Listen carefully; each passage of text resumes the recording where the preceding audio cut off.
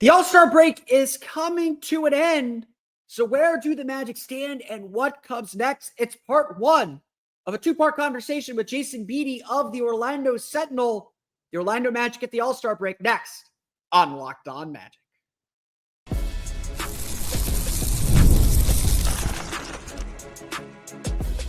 You are Locked On Magic, your daily Orlando Magic podcast, part of the Locked On Podcast Network, your team every day. And you are indeed Locked On Magic. Today is February 17th. It will be February 18th, 2025. My name is Philip Rossman-Reich. I'm the senior writer over at OrlandoMagicDaily.com. Of course, follow me on Twitter at PhilipRR_OMD and on Blue Sky at PhilipRR.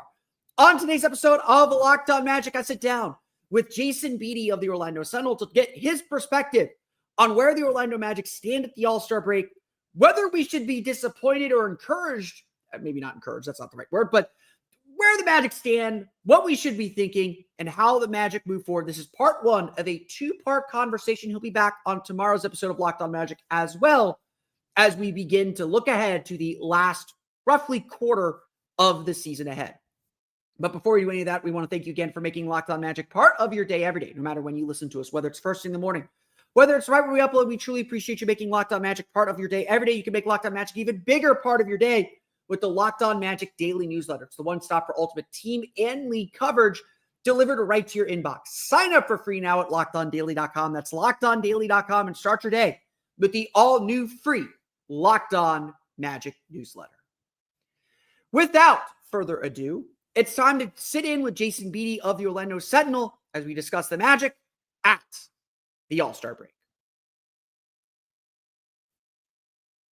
And I am joined now by our good friend, Jason Beede of the Orlando Sentinel, coming off our All-Star break, getting ready for a big one on Thursday against the Atlanta Hawks. We'll dive a little bit more into that. Jason, before we get going, how are you doing? How's your break? My break was good. I got a couple of days off. Spent some time at Volcano Bay at Universal, got some sun, relaxed, took some naps. It was nice, just a little bit of time away from the team. You know, we're around these guys so much, and it was kind of nice not to see their faces. Quick question. What is this soon you're talking about? The sun, the soon, the yeah, exactly. No, it's the All-Star break it's great. Gives us a nice chance to relax. Hopefully you didn't watch any All-Star weekend. I watched a little. I have to say, it was the least interested in the All-Star weekend I have been, and I don't think that's necessarily a bad thing for people like you and me, to take a little bit of distance from the league. But we're getting ready to dive back into things. Tuesday night, the Orlando Magic get back to practice. Obviously, Thursday, they have that big game against the Atlanta Hawks. And I want to kind of go through things and sort of recap how we got here. Because I think if you asked anybody with the Orlando Magic, front office, players, coaches, fans, this is not where the Magic imagined them being. And you know, the All-Star break gives an opportunity to reflect a little bit on the first 50 some odd games, 56 games.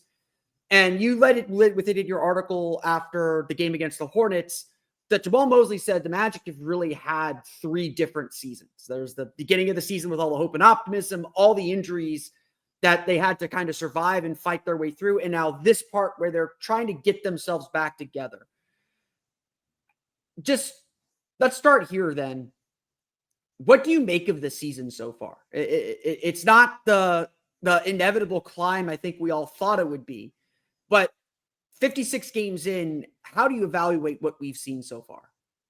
Yeah, I think it's really challenging to evaluate, to fairly evaluate. I mean, it's easy to say that, you know, hey, look, everybody's back.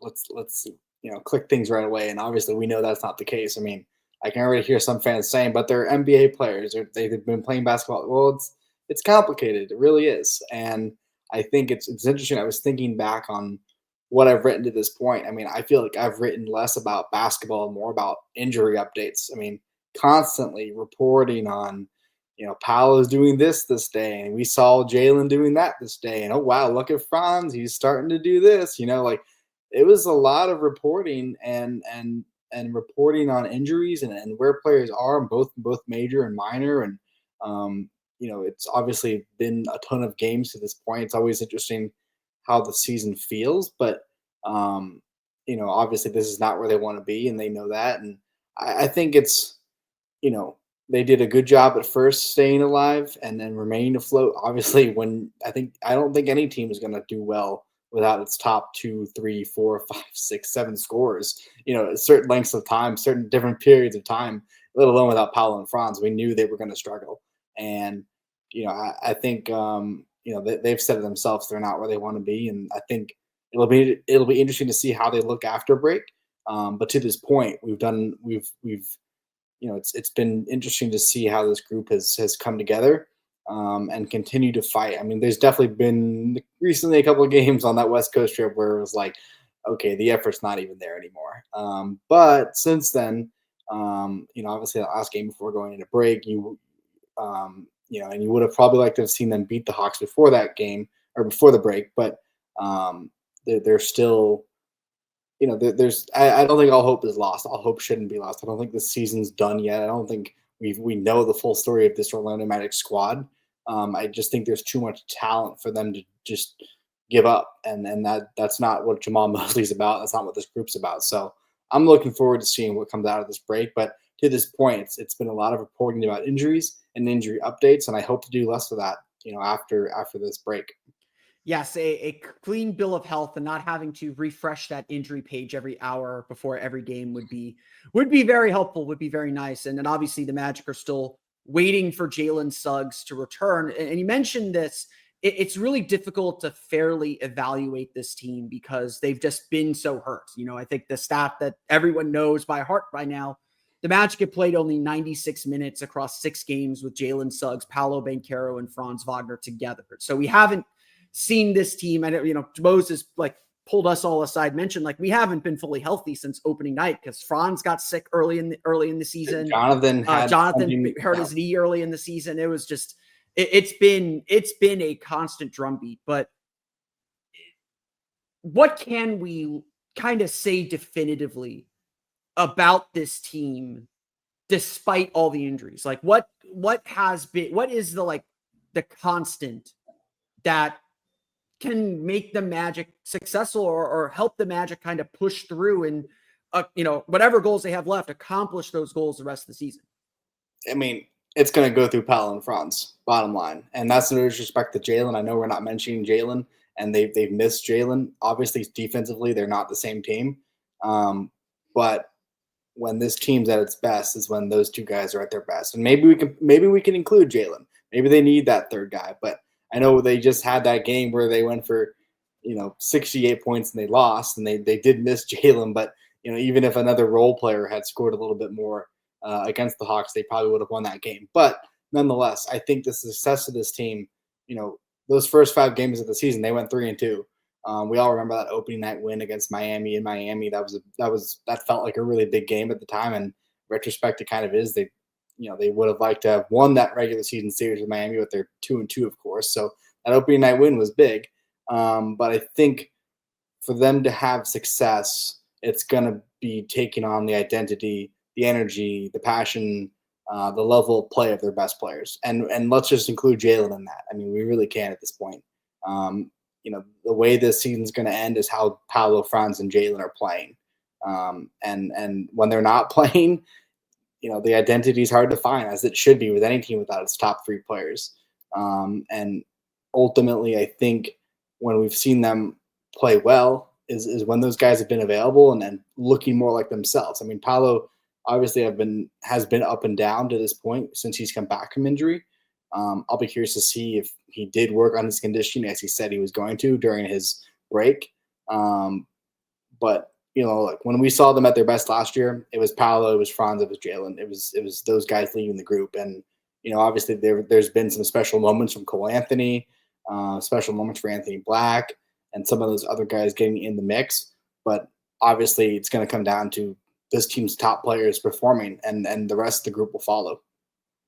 Yeah. And I mean, I always say this, you go as far as your stars can take you. And we'll talk about other kind of deeper issues with the team here in a minute, but on the surface level, like Franz has emerged as an all-star. I think a lot, he kind of put a lot of those questions to bed after the way his season ended last year and the contract that he signed. Paolo has looked rough, like you mentioned. And I think we saw some positive signs from him. He had a 20-point quarter against the Hawks on last Monday. He had 12 of his 24 in the third to help the Magic pull away from the Hornets. Like, he's starting to show, it's not consistent yet. It's maybe not the constant drumbeat, which is often how I've described Paolo, but he's starting to show some hints. But the big question, I think, for the rest of the season is, will Jalen Suggs be able to kind of get himself back? And, I think I calculated the most games he can play this year is like 61 or 62 games. Like, injuries have been no longer eligible for the NBA award. Yeah. Yeah. So injuries have been a constant story for him throughout his career, last year being the big exception. How big of Coach Mose was very adamant. Do not put all of the defensive struggles on Jalen Suggs' absence. He's like, you can't expect him to come back and be the wonderkind and just solve all this team's problems. But how much of an impact has Jalen Suggs had on the success of this team to this point and its struggles when he's not out there? Yeah, I think, again, it's unfair to put it all on him because, you could point towards Mo Wagner being gone and their bench offense completely falling apart without him. Obviously, AB's had his moments, and Jet played really well in that last game before the break. And, Jonathan has been quietly healthy this season. Wendell's been back and forth a little bit, starting bench, but when he's come off the bench, he's played well. But clearly Mo is, in the same vein that Jalen is the identity of the defense, Mo is kind of the identity of that second unit. And Cole's had his moments as well, even though he's been starting more than coming off the bench without Jalen in that first group. But I think it would be silly to say that the Magic, don't miss Jalen. Like, they obviously miss him badly. And I think it's, you can say, well, it shouldn't just take one player. Well, sometimes it does. I mean, I know he's been on the bench and he's been himself still. But I think it's not just saying the right things and having the right energy and believing in that, but also seeing it go out. I mean, when you see Jalen literally tackling dudes and diving for loose balls and getting in people's faces, like, that's real. And that that brings the juice to everyone else on the floor. And when that's not out there, I'm not saying it's just one game, but over multiple games, right? He's missed, I think it was 15 last 16 games. He's played one game since January 3rd. Right. It's whatever, it's 15 to 16 or 16 to 17, whatever it is. Yeah. Guys can step up and get hyped for 1 or 2 games, 3-4 games in that stretch. But over that span, when you're missing a guy like that, it's bound to show. I mean, when you have an identity that is your defense and you miss your all defensive guard, like, I think it really shows his value and just how big he is for this group. And I just think, let's say Paolo is perfectly healthy and Franz is perfectly healthy. Maybe it wouldn't be as drastic. Obviously, Franz has looked better than Paolo since they've both come back from the same injury. I think you've said that before on this podcast. But, the reality is, as those guys are coming back and the rotations are being worked on and everything's getting figured out, then you add on the fact that you're still missing Jalen Suggs. It just shows how important he is to this group. And whether that's fair or not to him and whether that's fair or not to everyone else on the roster, again, it goes back to, the teams. It's going to be obvious, but the team's better when their top players are available and playing at a high level. And, obviously they still work, defense is a unit thing. It's not just one guy, but when that one guy is Jalen Suggs, who's just so high energy on the court, it shows a significant difference.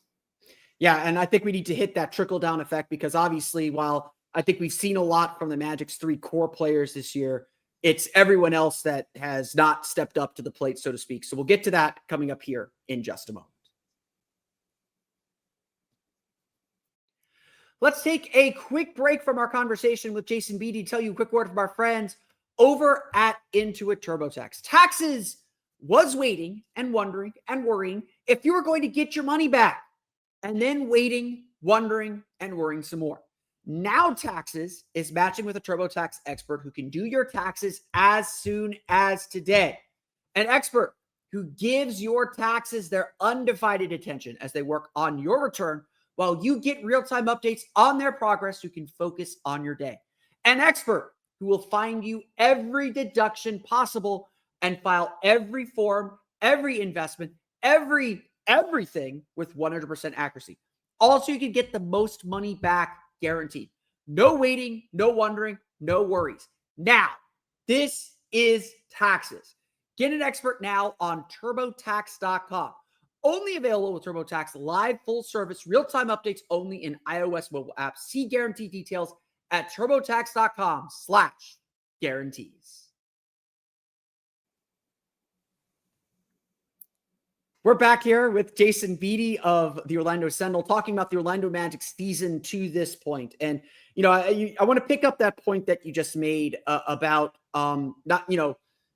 about Jalen Suggs and the impact that he has throughout the roster. And I think you said something interesting there that I firmly believe that, if Paolo and Franz are fully healthy, maybe they wouldn't be feeling Jalen's absence so much. I do think that the start and stop nature of the injuries has had an effect as they're trying to get guys back. I think the Magic, and tell me if you agree or disagree with this, I think that the Magic were able to kind of survive in December a lot because Franz was already in rhythm. Like, it wasn't like it was the start of the season. He was just kind of getting up the pace. Like, he was already kind of not in mid-season form, but he was in good form. He was, playing, he was already in rhythm, playing well. And then this shock happens and he and Jalen step up into new roles and are able to tackle it. Whereas Paolo comes back, Franz comes back, Jalen's already out, and you're kind of starting from scratch.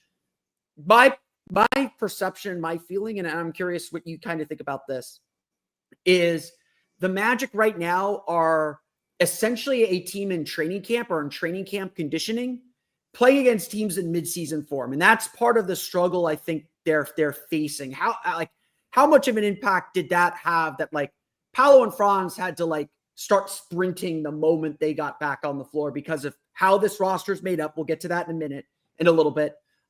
Maybe not on this episode, maybe it'll be on tomorrow's episode, but we'll get to that in this conversation.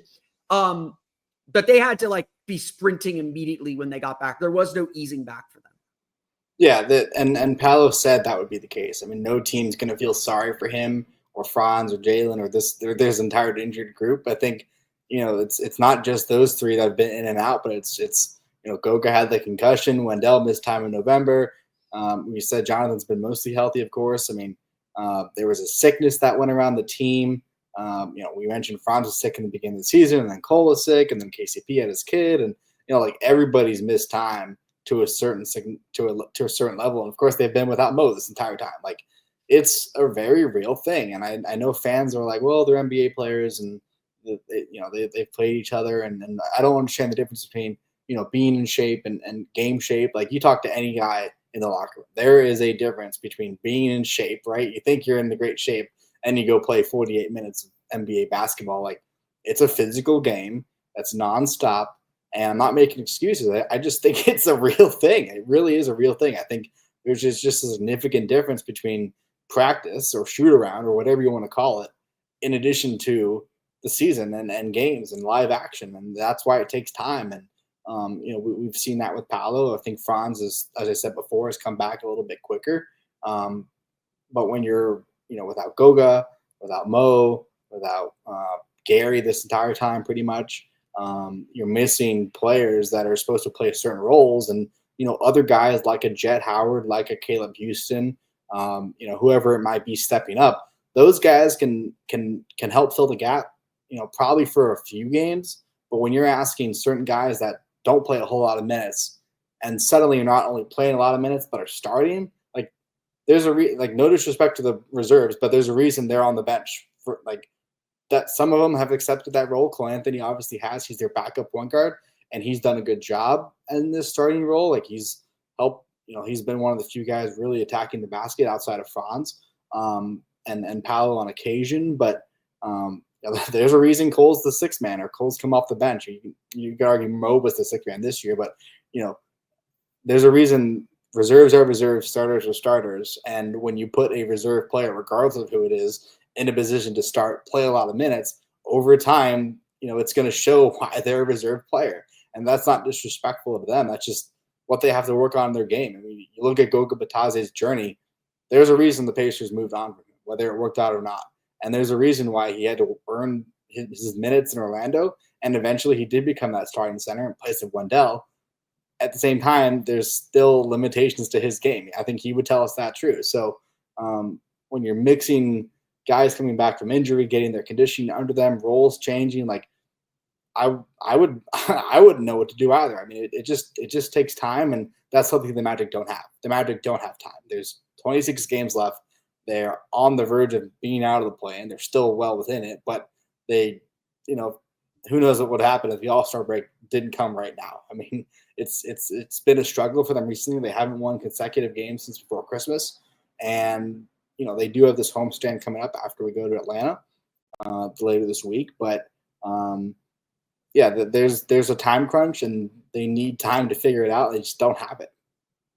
Yeah, and I think that's one of the big things now is there has to be an urgency. I think Franz even mentioned this after the Hawks game, that the team just didn't have its have the urgency they needed for a game that is pretty big. Like, we all acknowledge it's pretty big. We all, like, Thursday's game against Atlanta is going to be very big. We know what those last two games at the end of the season are. I booked my flight for those games the other day. We know how big each and every single one of these games are going to be. I think one of the big frustrations for the season is that we're going to talk about shooting. Outside of like Paolo, Franz, Jalen, probably Mo before his injury, and Goga, although Goga's taken some steps back since coming back from the concussion, it really doesn't feel like many other players have taken that step up with the team. Look, no one's hiding behind it. The Magic are the worst three-point shooting team in the NBA. They are having the worst three-point shooting season the NBA has seen in more than a decade. I believe I saw the stat out there that there have been 211 teams to shoot 30 three-point attempts per game or more in a season. The Magic are 211th out of 211 in terms of percentage. It's not good. Having said that, if you look at the Magic, when they shoot at least 33% from three, they are 16-5 in those games. They don't need to shoot well. Let's be really clear. That is still not good. That's still not good. Still below the league average. That is still in the 20. Yeah. That 25 to 20, that's still in the 20s of the league. All they got to do is make one out of every three. Like, we're not asking for a lot, and the Magic will be successful. Like, they don't need 3-point shooting, but obviously, like, that has such big effects for the offense. It feels like sometimes their playmakers don't trust the shooters to make shots, and so they don't make that pass, or they don't make the extra pass for the open shot, or they're hesitant on shots.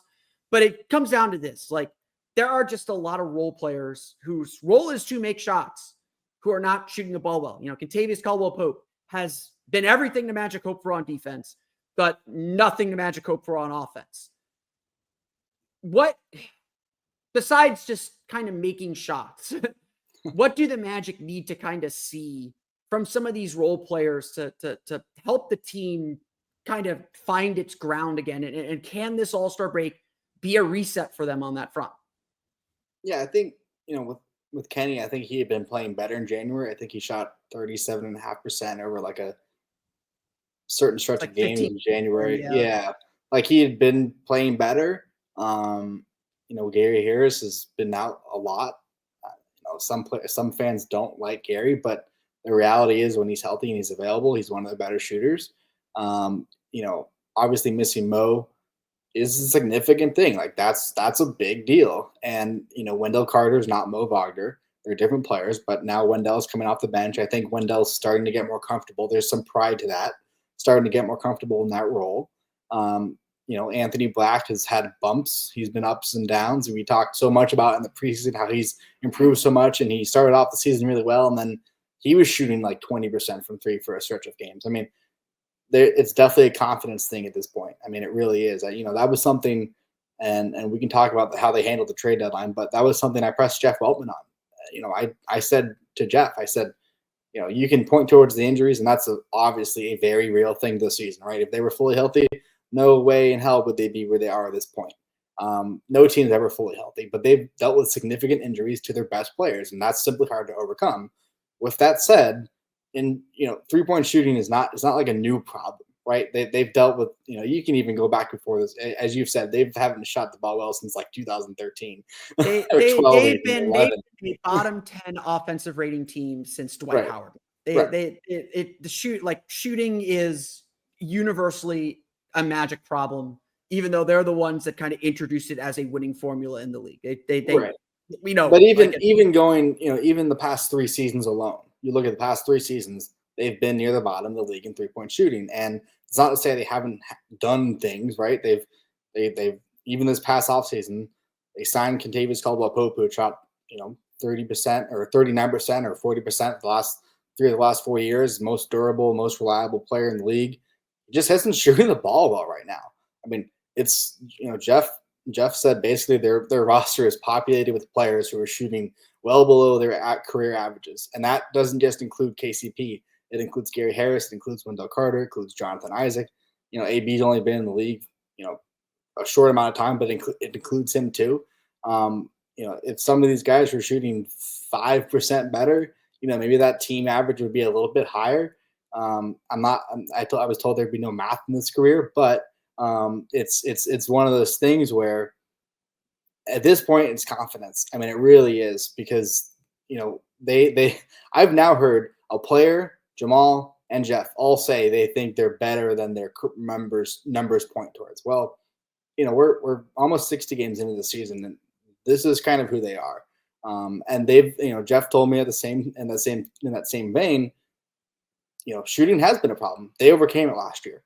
And that's where it goes back to the defense and Jalen Suggs and missing him. And if their defense is not elite, right? That was something I wrote about when they won all those games in November. They went 12-13. They had back-to-back 6-game win streaks with one loss in between. Their defense was number one. They were holding teams to 100. They were holding teams to sub 100 points. And now that their defense hasn't even necessarily been bad over a stretch of games, there have been nights where the defense has lacked effort. But when you look at the averages of month to month, they've fallen to like 15th or 16th or 17th in the league, which is, middle of the pack. But when you have bottom of the pack offense mixed with middle of the pack defense, it's just not going to be a very efficient team that wins games night in and night out, regardless of who's on the court. So, they've overcome 3-point shooting before. They made the playoffs last year as a poor shooting team, and they almost got to the second round. So I'm not saying that shouldn't mean they shouldn't continue to explore avenues of improving that area, because they know they need to. But it's not something that's held them back in the past, right? Like, we saw them last year win X amount of games, 47 games, earn the 5 seed, and not shoot the ball well. So it's not like this is a brand new problem that they're waking up to. So, look, I think role player wise, absolutely, it's been disappointing for some of these guys that have, you look at that game that Paolo and Franz combined for 68 and a loss. Like, that should be a winning formula when two of your guys go for 30 plus. It doesn't happen a whole lot. And when it does, you need to win that game no matter what happens. Yeah. And I think that's a really important point. So I want to kind of get back to that identity and trying to figure out who this Magic team is as we prepare for these final 26 games. We're going to get to that coming up here in just a moment. Let's take another quick break from our conversation with Jason today to tell you a quick word from our friends over at Hungry Root. When it comes to grocery shopping and meal planning, I've had this ongoing problem. Namely, I don't want to do it. Literally, my grocery bag is sitting in my car telling me, hey, you need to go grocery shopping. And I'm just like, nah, we'll take care of it another day.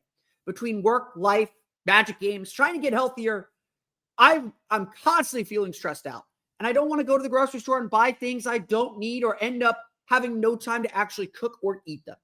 And sticking to your health goals, well, that's a struggle for everybody. But everything changed when I discovered Hungry Root. Honestly, it has been a game changer. It is the easiest way to eat healthy without all the stress. With Hungry Root, it's like having a personal shopper and a nutritionist all in one. They take care of your grocery shopping, recommending meals and groceries based on your tastes and health goals, from anti-inflammatory to high protein and gluten-free options. And the best part, every meal is ready in 15 minutes or less. I'm talking quick, healthy meals that actually taste great. all delivered straight to your door. It's been a huge time saver and has made eating healthy so much simpler. You're going to love Hungry Root just as much as I do. For a limited time, get 40% off your first box and a free item in every box for life. Just go to hungryroot.com/LockedOnNBA and use code LockedOnNBA. That's LOCKEDONNBA. That's hungryroot.com/LockedOnNBA, code LockedOnNBA to get 40% off your first box and a free item of your choice for life. hungryroot.com/LockedOnNBA, code LockedOnNBA. Do not miss out.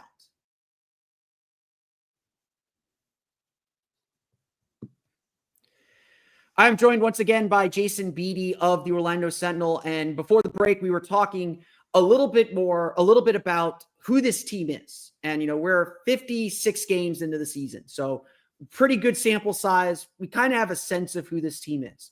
They are sitting in 7th in the Eastern Conference. They're 3rd in the league in defensive rating, 29th in the league in offensive rating. There will be maybe some improvements, some changes in the last 26 games. We'll talk about deadline stuff and your interview with Jeff Weltman probably in our next episode, part of this conversation, but next episode of Locked On Magic. But let's focus just on this season. What do the Magic have to do to make the most of these final 26 games? How do the Magic finish this season the way that they need to? I mean, they need to take care of the teams that they're supposed to beat, right? Like, that was something they did really well last year against below 500 teams.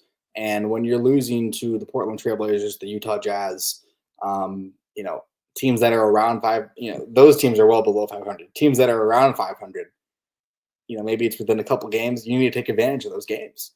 You're not going to find victories consistently against the elite of the elite in the NBA, the Celtics, teams that are near the top of the conferences, respectively. So first off, right out of the gates, you need to take advantage of this game on Thursday. Get on the right track right out of the gates against this Atlanta Hawks team. And, whatever happens next night, it's the second night of a back-to-back. Who knows? They've actually done second night of a back-to-back for Memphis. They've done well. They've done well in those games, but Memphis travels from Indianapolis too.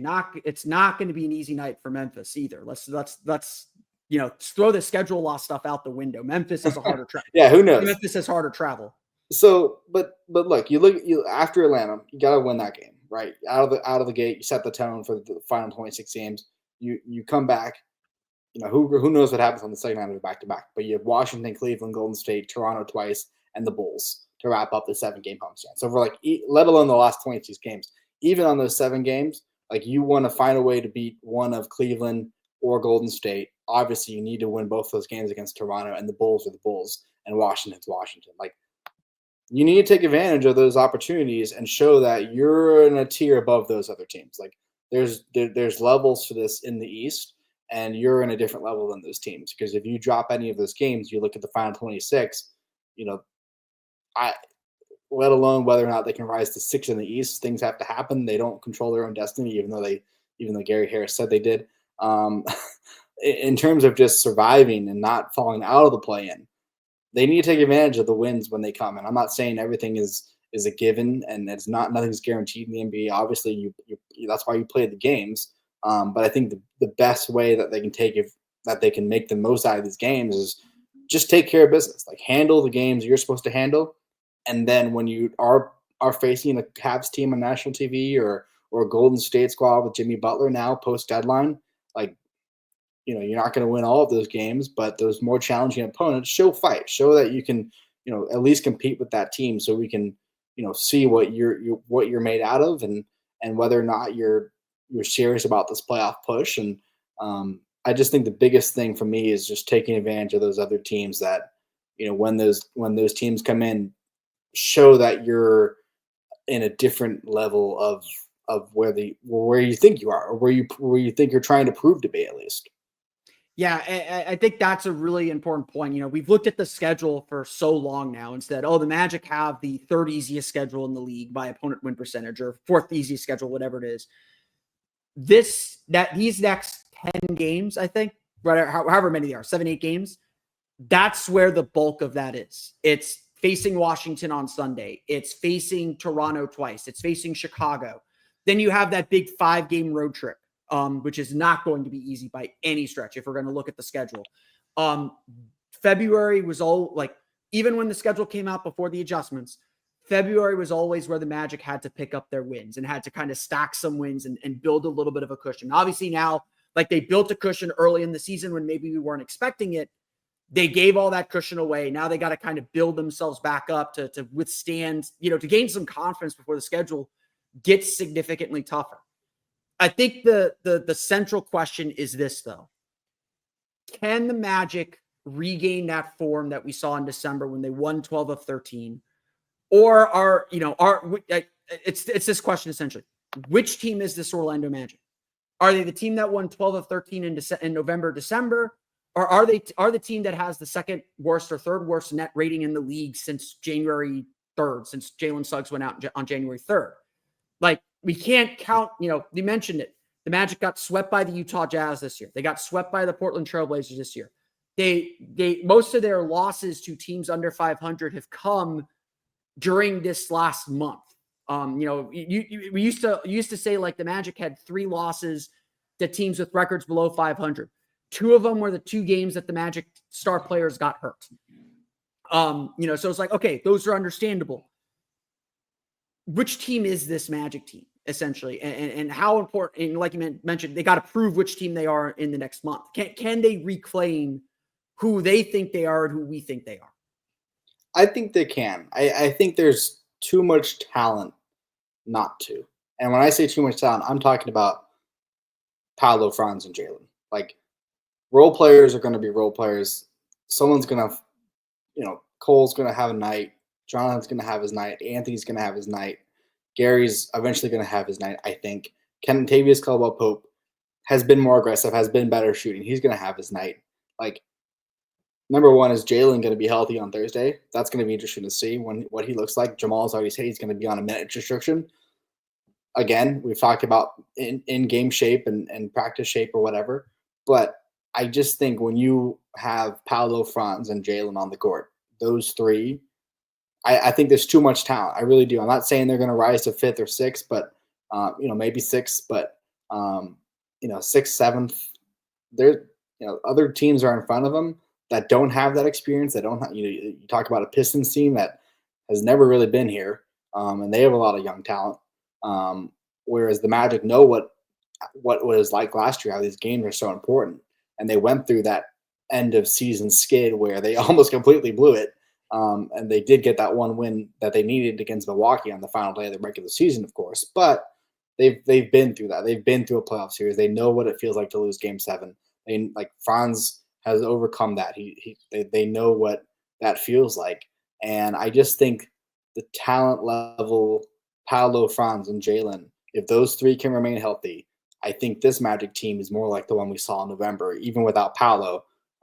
Maybe even it's the Magic team we saw on opening night for that one game on opening night, with everyone available. And of course, that not having Mo Wagner is significant, but I think I don't see this group as, maybe the shooting ultimately is what brings them down, but I think the effort level is going to be there because their top players know what it takes and they know what it takes to win. I just, for me, in my mind, I don't really see them as a team that's going to fold. Obviously their confidence hasn't been where it needs to be. But I just, in my mind, I think they're going to figure it out.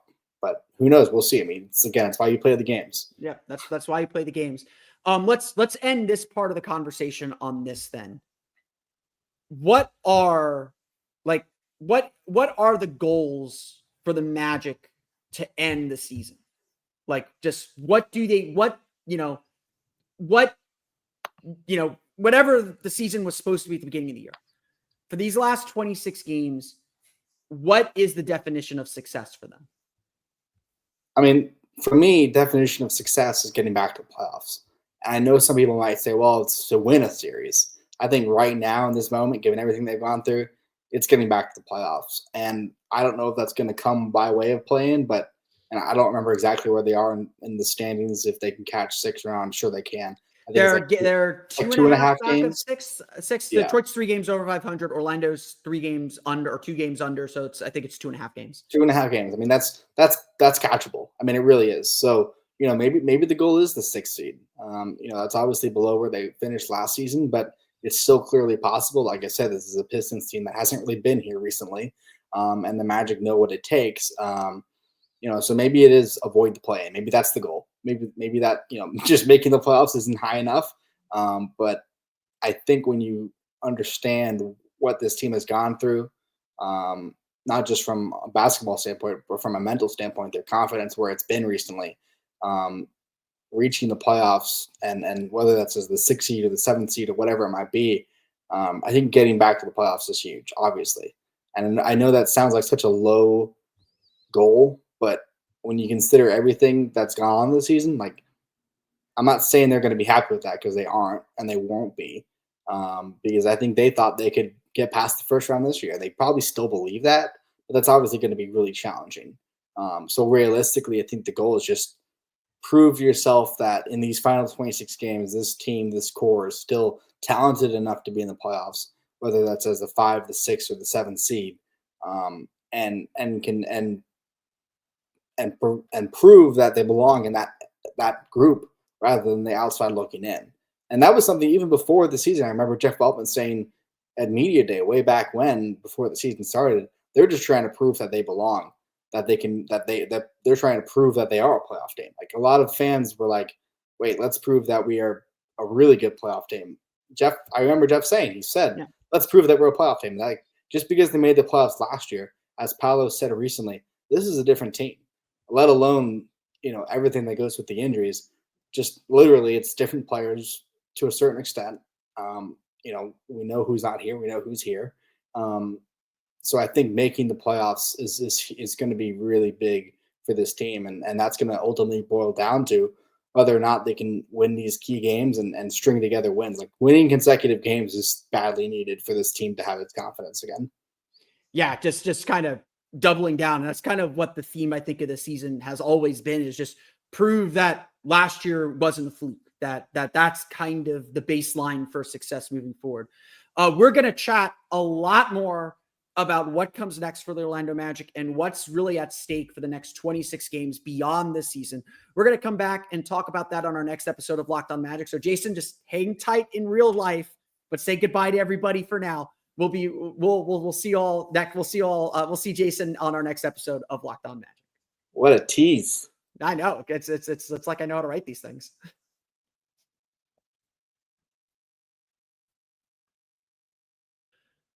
I want to thank Jason once again for joining the show and giving us this update on where the Orlando Magic stand at the All-Star break. We're going to be back with him tomorrow to finish that conversation, look a little bit further beyond the season, why these last 26 games are so vital, not just for this season and its outcome, but the Magic's future as well. We'll dive into Jeff Weltman's decision to stand pat at the trade deadline, hear from someone who actually talked to Jeff about where the Magic stand at what the Magic did or did not do at the deadline. We'll be back with that on tomorrow's episode of Locked On Magic, so you have that to look forward to. But that's going to do it for me today. I want to thank you all again for listening to today's episode of Locked On Magic. Of course, find me on Twitter at PhilipRR_OMD. Find me on Blue Sky at PhilipRR. You can subscribe to the podcast on Apple Podcasts, Stitcher, TuneIn, Himalaya, Google Play, Spotify, Odyssey, and all filming style podcasts to your podcast-enabled listening device.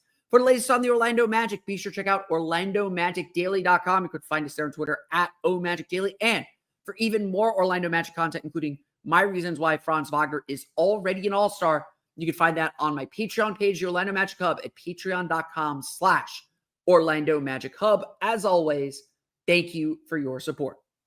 As if all that's not enough, you can now check out the Locked On Magic Daily Newsletter, the one-stop for ultimate team and league coverage delivered right to your inbox. Sign up for free now at LockedOnDaily.com.